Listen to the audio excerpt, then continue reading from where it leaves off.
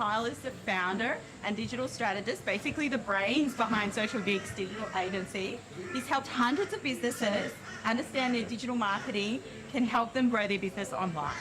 And whether it's through crafting a high-converting website, helping find interested customer personas, or scaling digital ad campaigns, Kyle has helped bring in over $20 million from his clients. Whoa, that's great. Thank you so much, Amy. And thank you everyone for letting me present. I'm really excited today.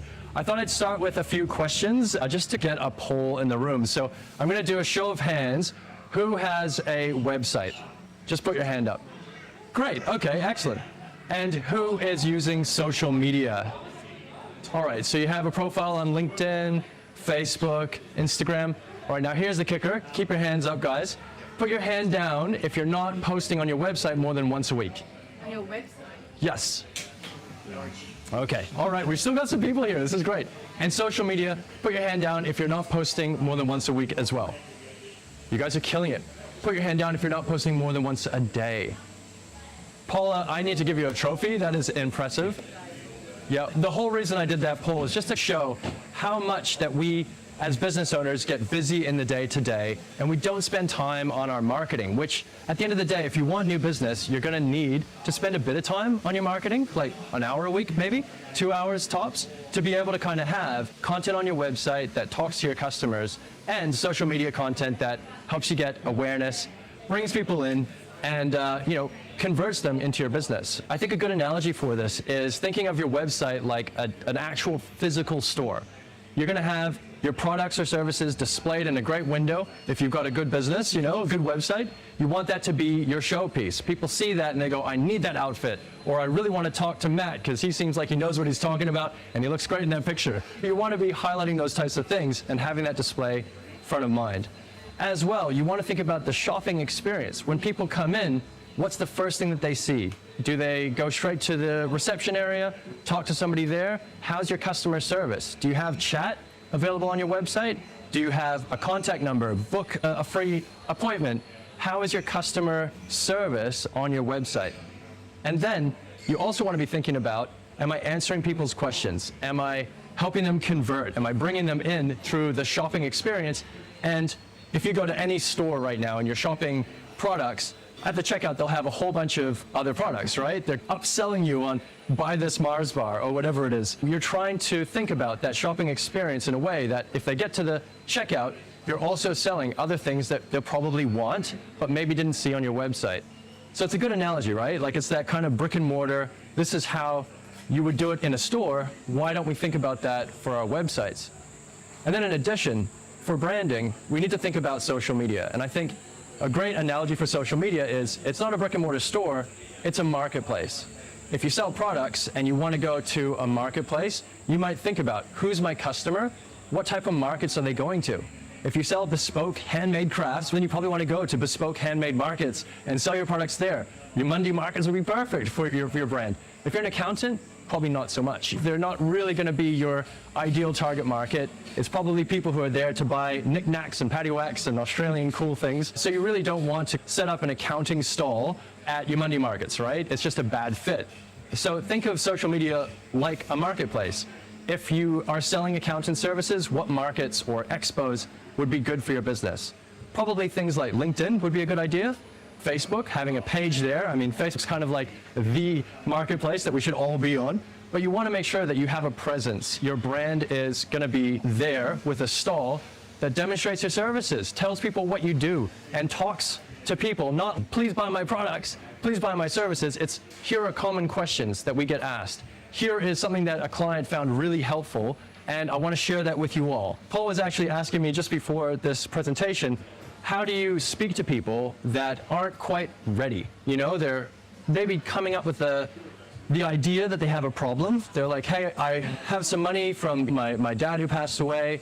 I don't know what to do with this. I really don't know how to invest. I'm not really struggling with how to deal with this inheritance. So they're aware that they have a problem and they're starting to look for ways that they can invest. The first thing that comes to mind isn't, I need a financial planner, or I need this person in my life right now to help with this. They're probably going, Google, what can I do with inheritance money? How do I invest money smart? What are returns? They're asking questions. And I think that's the key thing, that with your website, you should have articles that answer those questions. With your social media, you should have content that answers those questions. So I'm going to give you guys a few pointers from a digital marketer on how you can get this started, because I think we all struggle with this, right? Like, how do I do social media? It's a really difficult question to answer, but I'll try to give it a go today. The first thing that I would recommend is that video is super important. The reason is that every social media platform now is video first. You guys might know this, or maybe you don't use social media, I don't know. If you go onto Instagram, you go onto Facebook, you go onto LinkedIn, you're seeing video everywhere. So you want to be trying to think, what could I be recording that's as easy as possible? Don't go too complicated. Don't try to overdo it. I think the easiest thing you can do is, what am I doing every day that I could record? Am I meeting with clients? Am I doing consultations? Am I running workshops? I'm thinking service-based industries, but if you sell products, am I packing orders? Things like that you do every day make great content. And you wouldn't think that, but if you set up your camera and you do a time lapse, people love that stuff. It's really crazy what people go for these days. So you want to be trying to do little snippets of your day and just try to set up a camera like here and just do your thing. It doesn't have to be rocket science, I guess is the point. As well, if you're struggling with coming up with ideas, think about what are common questions that you get asked. Now, you might have a blog or an FAQ on your website if you're a marketing superstar, and that's great, but video is the medium that people are really looking for these days. So what I'd recommend is use ChatGPT or anything just to be like, what are common questions that people are asking in my industry? Look at that list and then just get in front of a camera and record your perspective on how you would answer those questions. If you're looking at digital marketing, it might be, how do I grow my revenue? How do I increase my web traffic? How do I increase brand awareness? And then you record on your phone. It doesn't need to be anything fancy. You can just record that video saying, here is how I would recommend you increase your web traffic. Here are some ways that you can increase your revenue online. Here's some ways that you can, whatever, fill the blank here. And those are the things that you want to record and then start putting out there on YouTube. So I think that's a really easy one, low-hanging fruit. It's what do you do every day that can be recorded as content? And then what are some common questions that you get asked? If you want bonus points for reoccurring content, I would definitely recommend starting a podcast, because that is like the easiest way to have consistent content every week that you're recording for video, and that can work everywhere. You can use that on YouTube in long form, 30 minutes to an hour, totally fine. Joe Rogan is talking for 3 hours and people watch that crazy high amounts, 3-hour-long episodes. If you want to do that, go for it. But half an hour is fine. And then what you can do is you can cut that up into shorter clips, 3 to 5 minutes, just to highlight. Here is a common question that I get asked. It could be a 1-minute clip that goes on TikTok, on Instagram Reels, Facebook Reels. It could be even a 15-minute clip where you're cracking a joke or whatever it is. The point of this is that video is super important. If you go for that long-form content, you can snip it up and then you can use it to help get your brand out there on all the marketplaces you want to set up. That's pretty much it for today. I hope that you guys found that valuable. If you do want to chat about how you could probably put together a strategy like this, I offer free consultations. I love talking about this. And if you just want to go through and say, how the hell do I get started on video? And I'll just give you some free pointers. But that's pretty much it, guys. Thank you so much for listening. And yeah. Thank you, Kyle. We have question time. Just recently, because I use those media irregularly, but just recently I saw a post from someone and they said, if you want your content to last for 1,000 so many % longer, use Pinterest. Yep. What's your opinion? I love Pinterest. I use it a lot for clients that have mainly female customers, especially mums. It's really good, but Pinterest is great because it's like Google meets images, and you can actually save stuff on a board. So I definitely think Pinterest is a really good strategy, especially if you serve that demographic. Pinterest, yeah. You can do pictures and video on Pinterest now, yeah. So video works really well there too. I definitely agree. That's a great one for long tail results. People will continually find your pins. But good question, yeah.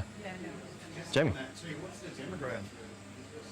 Pinterest is mainly in Australia. It's primarily, I'd say, middle-aged women. Mothers seem to be a common one. I believe off the top of my head, it's about 800 million people on Pinterest. Australia, it's probably like from advertising campaigns, I can see that there's 3 million people if you don't filter anything on Pinterest in Australia. So It's not a huge amount, but it is people who use it to plan. They have a saying that pinners are planners. They're planning a wedding, they're planning to give birth, they're planning to buy a home, they're planning to do renos.